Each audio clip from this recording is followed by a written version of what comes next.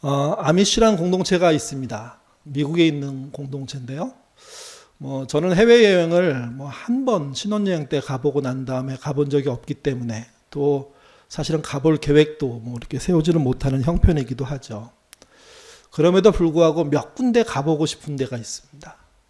어떤 분이 그러더라고요. 성지순례 가야 된다고. 근데 저는 성지순례는 별로 관심이 없습니다. 오히려 제가 성지순례를 갔다 오면 성경에 대한 많은 생각들을 바꿔야 되는 일들이 벌어질 거예요.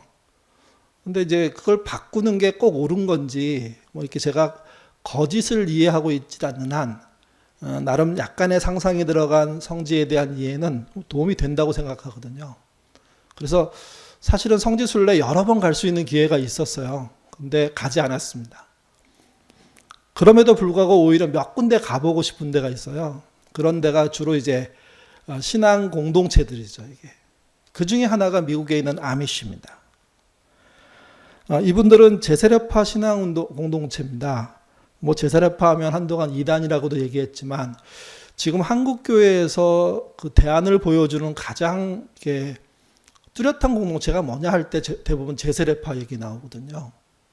그러니까 수백 년 이단이다 핍박받고 막 이렇게 살았던 이들이죠. 근데 드디어 이제 가치를 이렇게 입증받기 시작하고 있습니다. 16세기 정도의 스위스에서 신앙 공동체로 이렇게 자리 잡기 시작할 때 종교 전쟁을 거칩니다. 그러면서 장기적인 박해를 당해요. 이단 시비가 걸리기도 하죠. 그래서 아미시 사람들은 18세기에 미국으로 이주합니다.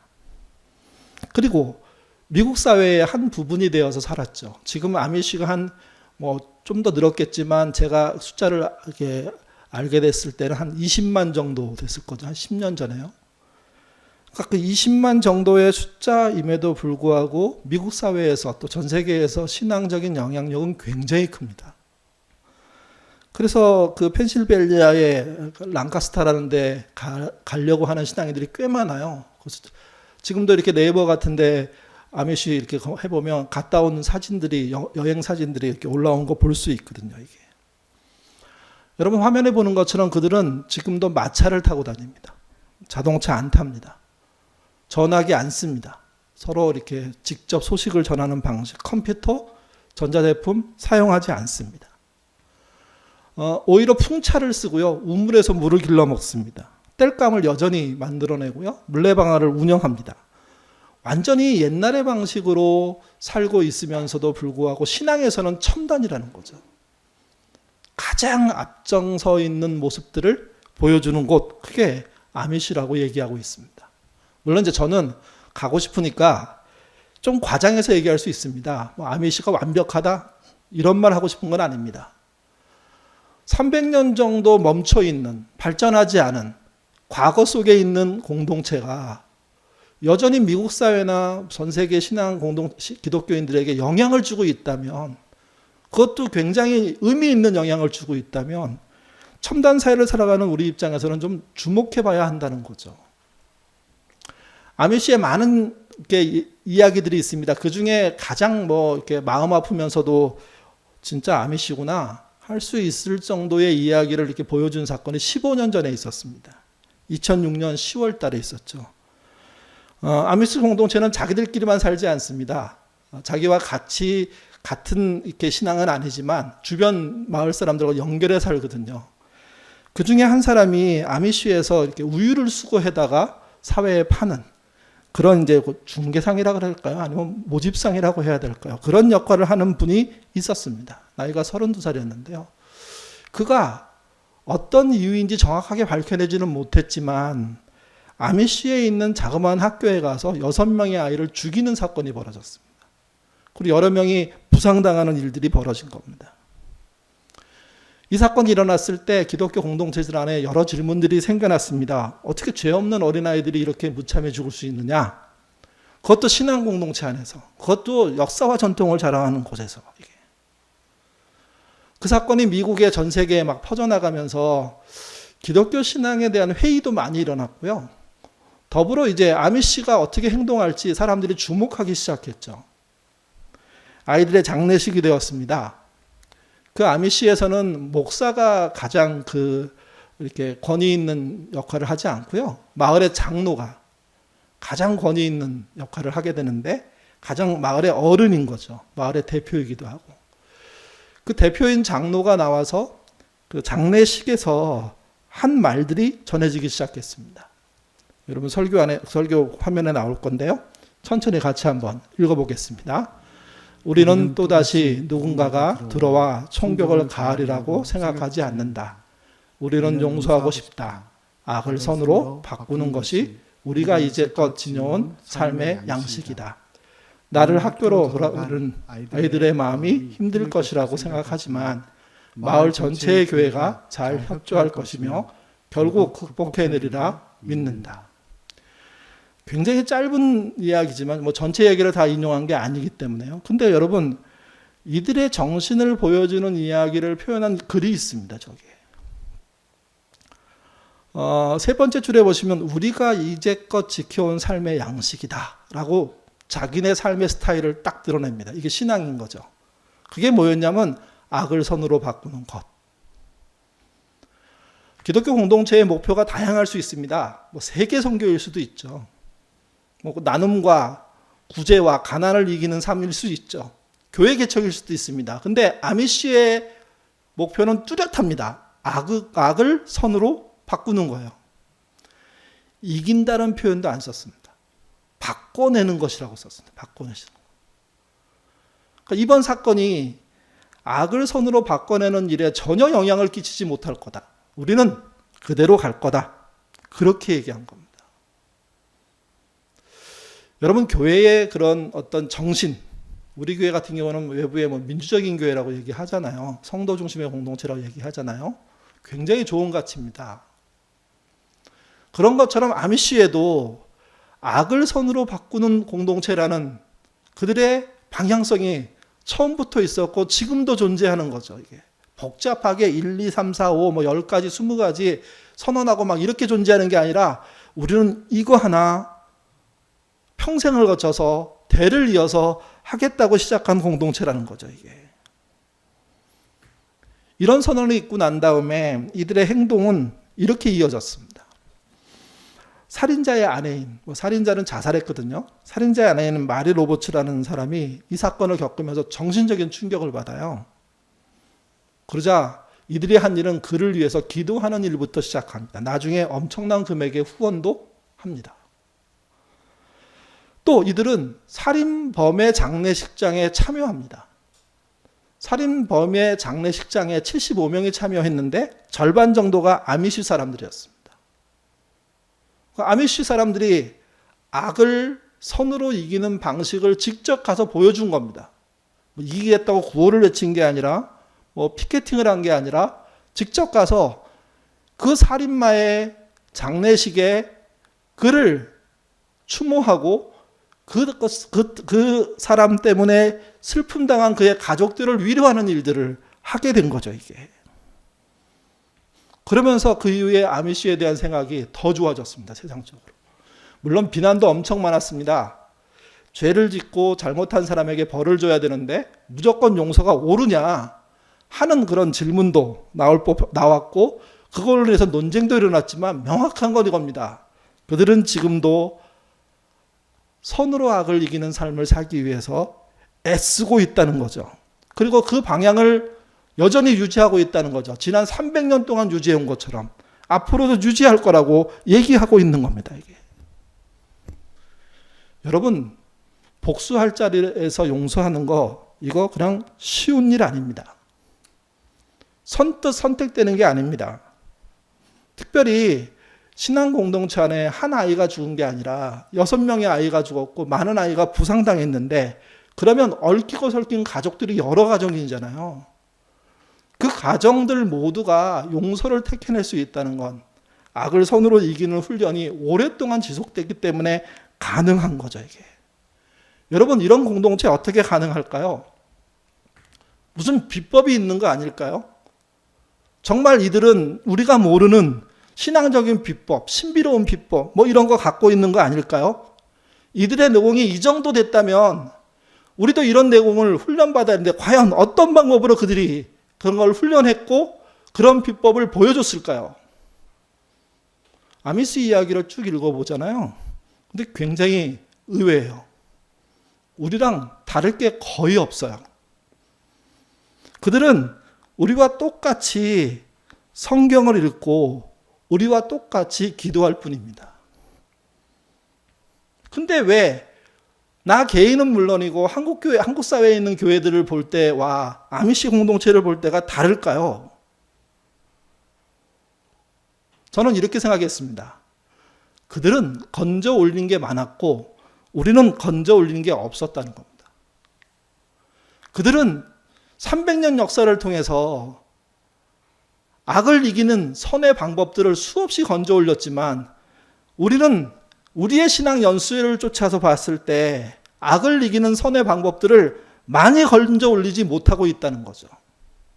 그들은 300년의 역사를 통해서 기독교 정신의 핵심인 선으로 악을 이기는 방식들을 극복해내는 방식들을 찾아냈다면 우리 한국교회는 그러지 못한 면이 너무도 많다는 겁니다. 기독교인이 여전히 악을 악으로 선한 방법을 무시하고 하는 경우들이 얼마나 많을까요? 그러니 건져 올린 내용이 없는 게 문제지 방법의 문제가 아니라는 겁니다. 그들의 방법이나 우리의 방법은 저는 많이 틀리다고 생각하지 않습니다. 그들도 성경 읽고요. 그들도 기도를 드릴 뿐입니다. 우리도 성경을 읽고 우리도 기도를 드리고 있죠. 문제는 건져 올린 양의 차이입니다. 이번 한 주간 여러분 뭘 건져 올리셨습니까? 건져 올리기 위해서 하신 일이 무엇입니까? 우리가 요즘 기도에 대해서 얘기하고 있는데 빌 하이벨스가 쓴 너무 바빠서 기도합니다 라는 책에 보면 기도에 4가지 원칙이 있다고 이렇게 여러 번 강조해요. 그 첫 번째가 뭐냐면 규칙적으로 하라는 겁니다. 규칙적으로. 그러니까 규칙적으로 해야 거기서 건져 올릴 게 있는 거예요. 기도하지 않으면서 건져 올린다고 생각하는 건 그 자체가 착각입니다. 여러분 규칙을 만들 때 제일 좋은 게 뭐냐면요. 하루를 시작할 때 하루를 마칠 때입니다. 저는 개인적으로 규칙적으로 기도할 때 여러분에게 권하고 싶은 게 있는데 그게 뭐냐면 눈 뜨자마자 10분, 잠들기 전에 10분. 저는 기도를 못 마치고 잠이 들어도 괜찮다고 생각합니다. 그렇지만 누워서 핸드폰 봄으로 잠이 들면 안 된다는 거죠. 뭐 책을 보다가 잠이 들 수 있습니다. 근데 책의 끝은 뭐냐면 기도하는 거여야 된다는 겁니다. 무슨 기도를 할지 좀 이따가 얘기를 드리죠. 또 하나, 은밀하게 기도할 장소가 여러분에게 있으셔야 됩니다. 제가 집에서 은밀하게 기도할 수 있는 곳은 없더라고요. 일단은 뭐 저희 집 조그만 집에 5명이 살기 때문에 그래서 제가 한동안 뭐 지금도 가끔 쓰는 방법이 뭐냐면 차를 타라고 나가서 차를 딱 타는 순간 바로 출발하지 않고요. 거기서 기도하는 경우들이 꽤 있습니다. 그래서 저는 저에게 가장 은밀한 장소는 기도하는 곳, 자동차 안이라고 생각합니다. 자동차 안. 이게. 그러니까 거기서 누구도 보지 않는 상태에서의 짧은 기도들을 할 수 있죠. 10분 기도도 가능합니다. 그러니까 그런 식의 기도의 장소를 찾으라고 얘기합니다. 은밀한 기도하는 곳. 세 번째가 뭐냐면 거기서 진실되게 기도해야 된다는 거예요. 아무도 없는 곳에서 하는 행동이 진짜 그 사람의 행동이라며요. 아무도 없는 곳을 찾아서 기도할 수 있다면 그 사람에게 진짜 기도의 내용들이 쌓이기 시작하는 거죠. 기도란요, 내 느낌 그대로 시작하는 겁니다. 내 생각 그대로로 하나님께 고하는 겁니다. 그리고 힘들 때는요, 그분께 도망치는 겁니다. 같이 보시죠. 시편 62편 8절입니다. 같이 읽겠습니다. 백성들아 시시로 저를 의지하고 그 앞에서 마음을 통하라. 하나님은 우리의 피난처시니라. 통한다는 얘기가 뭐냐면 기도한다는 의미예요. 뜻을 같이 하려고 우리가 애써 본다는 의미예요. 그럴 때 하나님이 뭘 해주시냐면 피난처가 된다는 거죠. 그분이 피난처로 되는 경험을 은밀한 장소인 자동차 안에서 경험한다면, 낮에 눈을 뜨고 10분 안에 그걸 경험한다면, 또 잠들기 전에 경험한다면 그것처럼 대단한 일들이 어디 있습니까? 또 하나, 구체적으로 기도하라는 겁니다. 네 번째가. 구체적으로 어떻게 기도할까요? 제가 하는 방법은 이렇습니다. 아침에 10분 동안은요, 하루의 일정에 따라 기도합니다. 내가 예상하는 일정 있잖아요. 오늘은 뭐를 해야 된다. 출근해서 아침엔 뭐하고, 누굴 만나고, 점심을 먹고, 오후에 어떻게, 그거를 그냥 내가 알고 있는 대로 시간대별로 쭉 천천히 그 상황들을 생각하면서 기도합니다. 그리고 하루를 마친 다음에는요, 저녁에는 하루를 복귀하면서 기도합니다. 복귀하면서. 내일은 사실 내가 모르잖아요. 내일 일까지, 물론 내일 중요한 일이 있으면 기도하겠지만 내일의 모든 일까지 다 챙길 수 없으니까 오늘 시작할 때 하루의 일정에 따라 기도하고 잠들 때 하루를 복귀하며 기도하는 거, 이런 것을 나에게 숙달시키는 거, 그러면서 그 안에서 내가 건져 올리는 거죠. 오늘 본문이 주기도문인데요. 제가 주기도문 이렇게 여러 방식으로 막 읽어보고 하는데 가장 많이 한 게 숙독이란 방식이죠. 우리가 공동가정 성경 읽기 할 때 말씀을 드리는데 숙독이란 방법을 읽다가 어느 날 주기도문 안에서 반대어를 찾아보면 뜻이 명확해지겠구나 하는 생각을 한 적이 있었습니다. 그래서 그날부터 몇 차례 걸쳐서 했는데 이거의 반대는 뭘까? 생각하는 식으로 연결시켜서 기도를 이렇게 풀어간 거죠, 내 식으로. 그래서 이제 이렇게 기도했습니다. 하늘에 계신 우리 아버지, 주기도문이 그렇게 시작하잖아요. 마태복음 6장 그 9절이.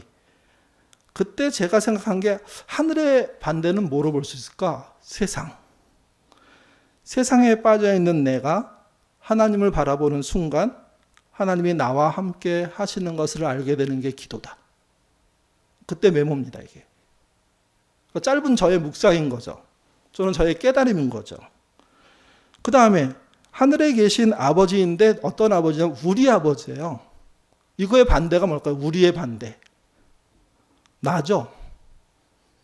나 홀로가 우리의 반대죠. 나만을 위해 기도하던 내가 우리를 생각할 때 진짜 기도가 시작된다. 저는 그때 그 메모에 그렇게 쓰고, 물론 이제 처음부터 그렇게 쓴 게 아니라 쓴 걸 또 고치고 쓴 걸 또 고치면서 나중에 정리한 건데요. 그런 내용이었습니다. 또 하늘에 계신 우리 아버지잖아요. 아버지의 반대가 뭘까요?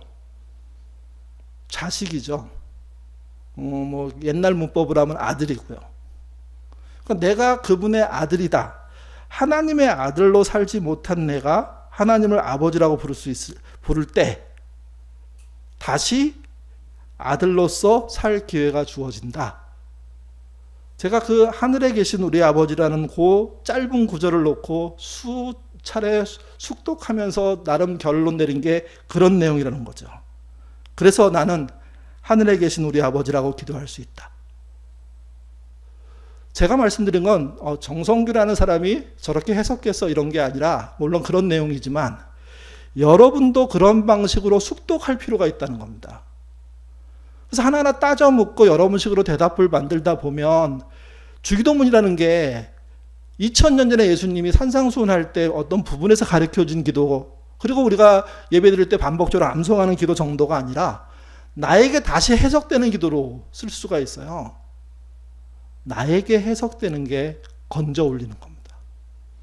여러분, 내 해석이 붙는 게 건져 올리는 거고, 그럴 때 신앙이 크기 시작하는 거예요.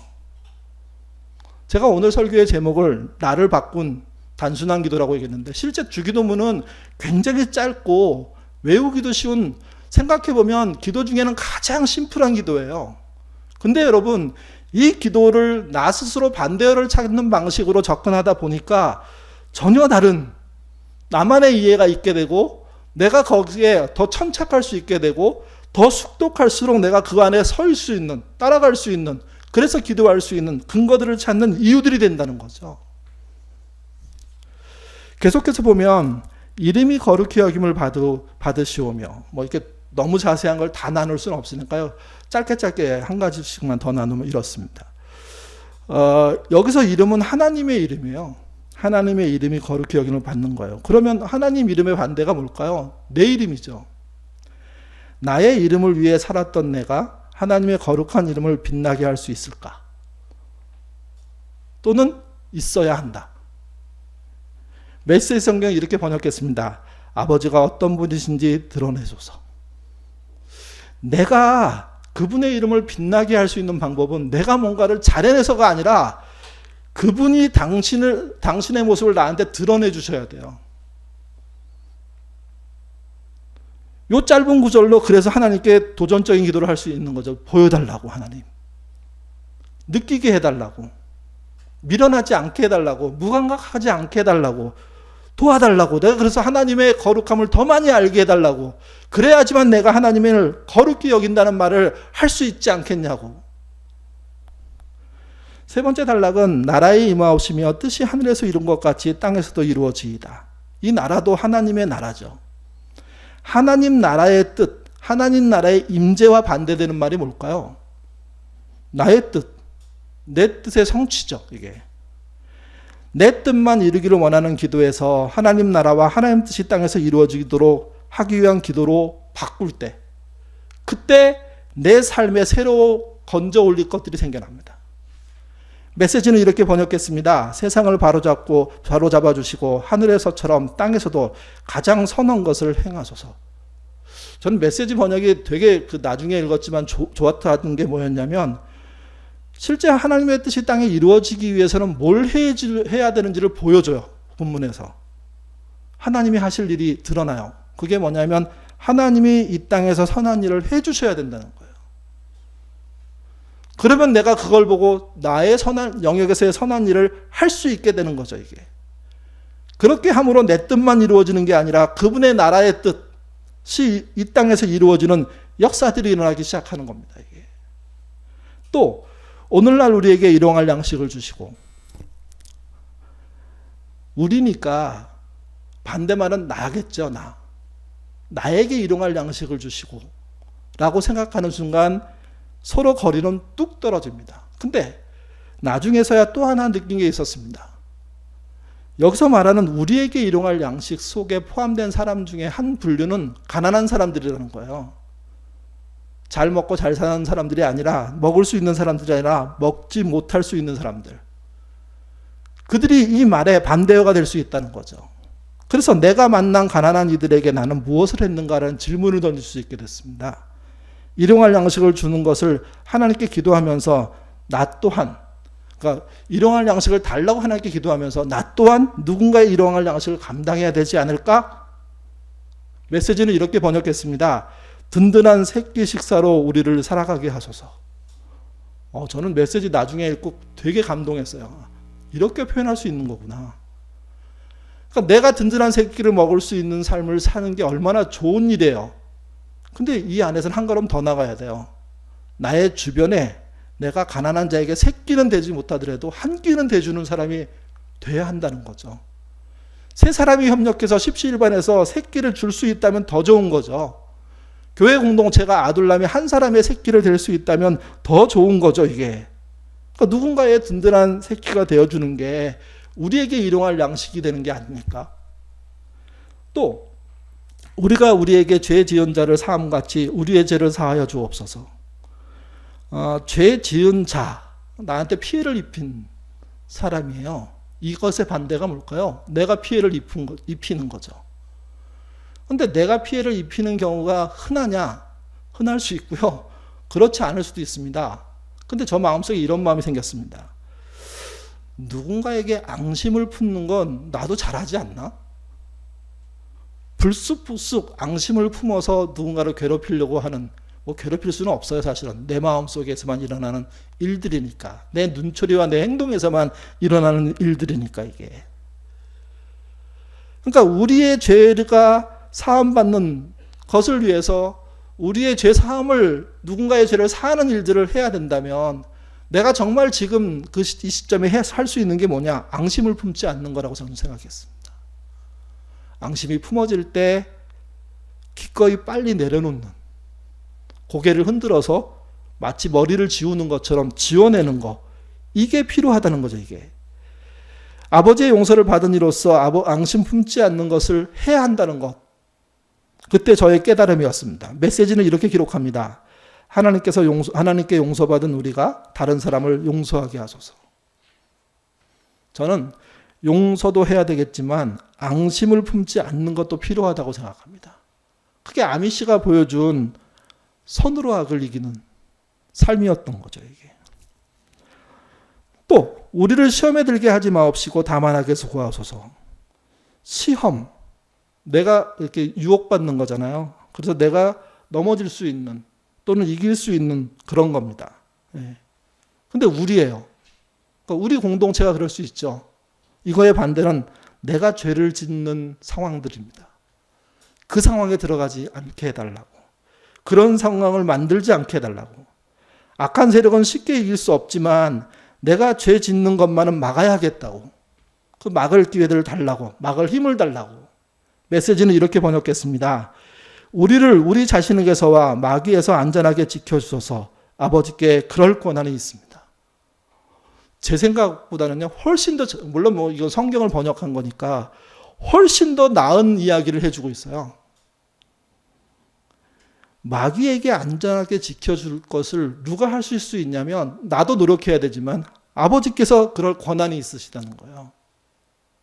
그러면 내가 죄를 짓지 않으려면, 시험에 들지 않으려면 더 많이 해야 될 게 뭡니까? 그분께 기도하는 거죠.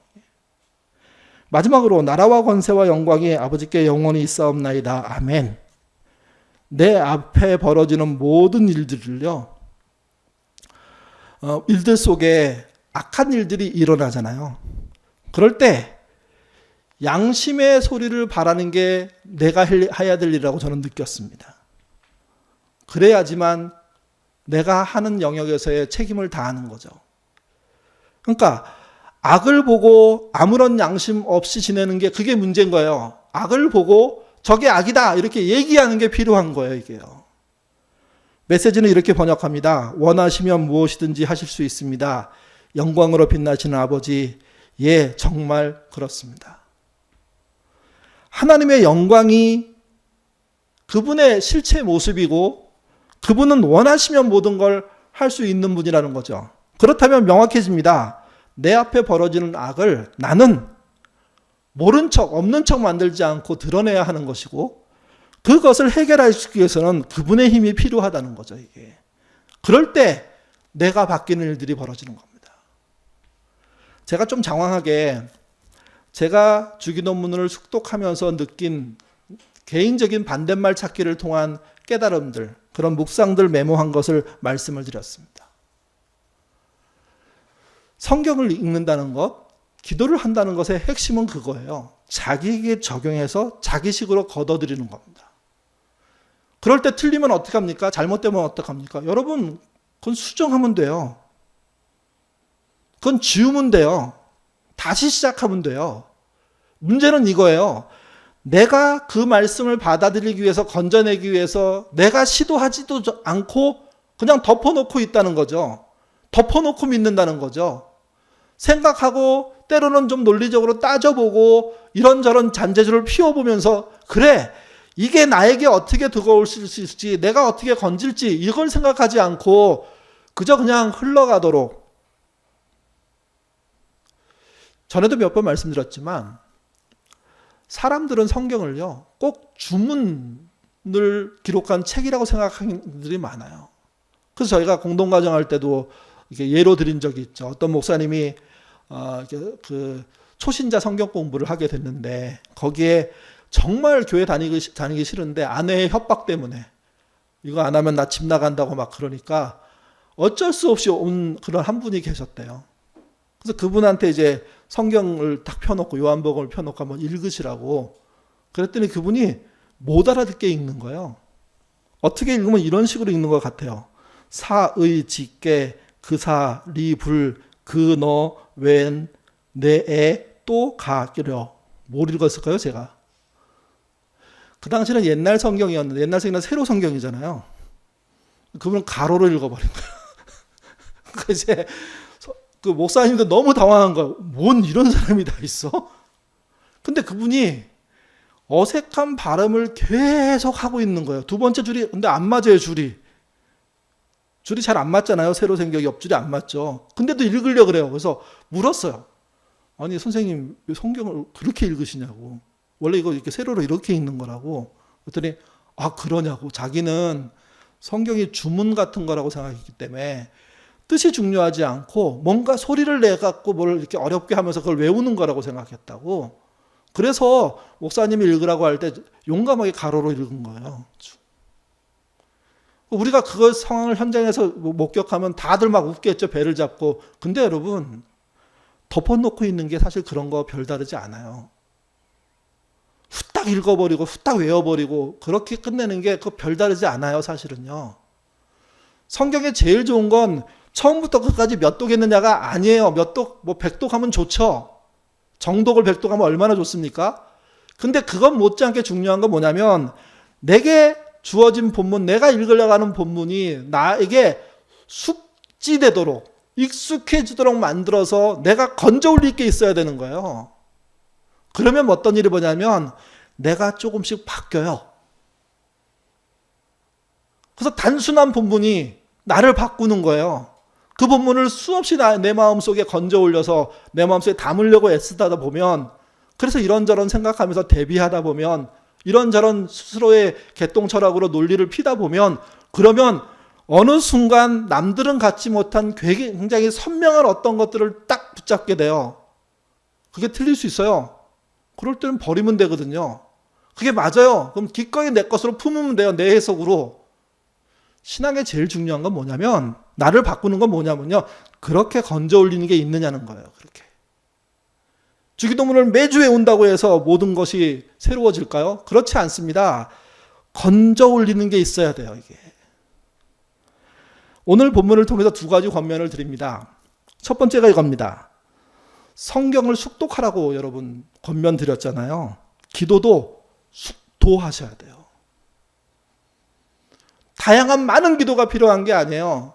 눈 뜨고 10분, 잠들기 전에 10분, 또는 홀로 있는 자동차 안에서의 몇 분.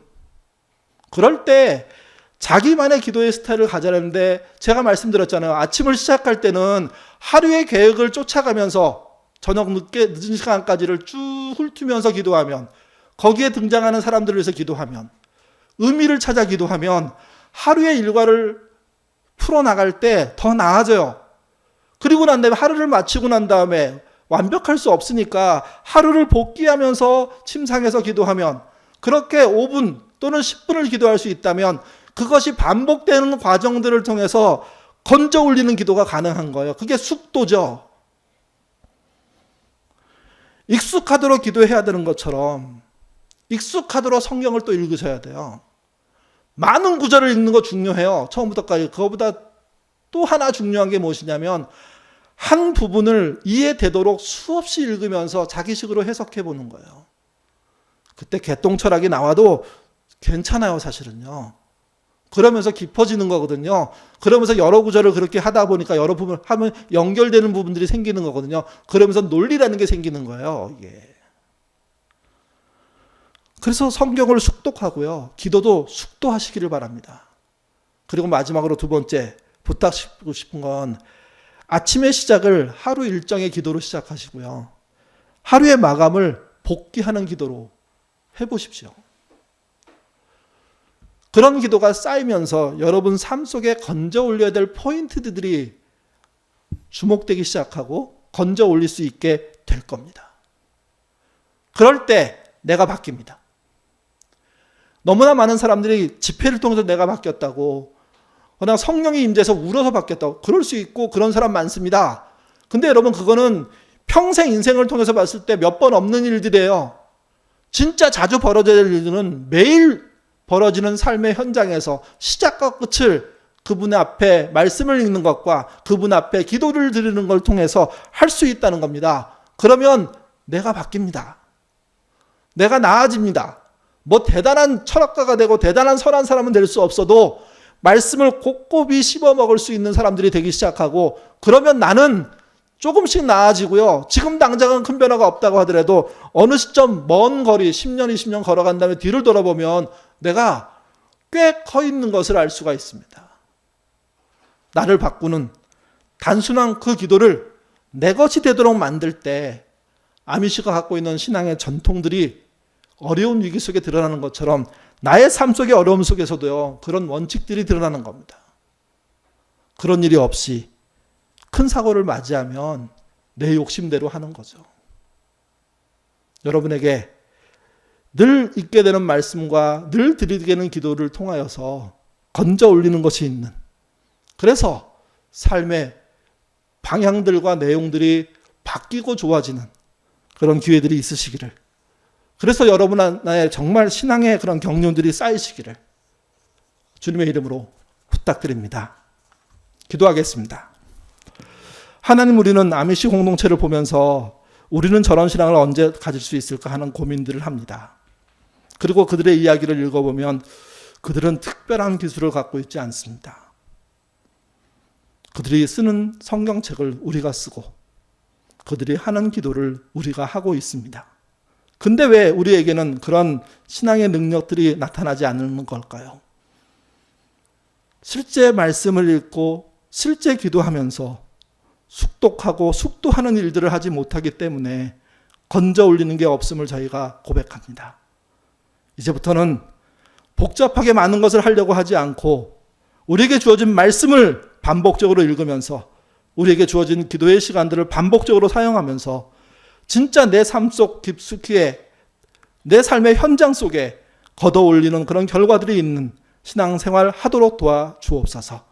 그래서 우리들이 바뀌게 하시고 아미시 공동체가 갖고 있는 것처럼 악을 선으로 이겨내는 그런 삶 우리도 살 수 있도록, 그래서 우리가 별것 보여주지 못하는 위기 속에서도 선명하게 악과는 싸워 이겨내는 공동체가 되도록, 신앙인이 되도록 이끌어 주옵소서.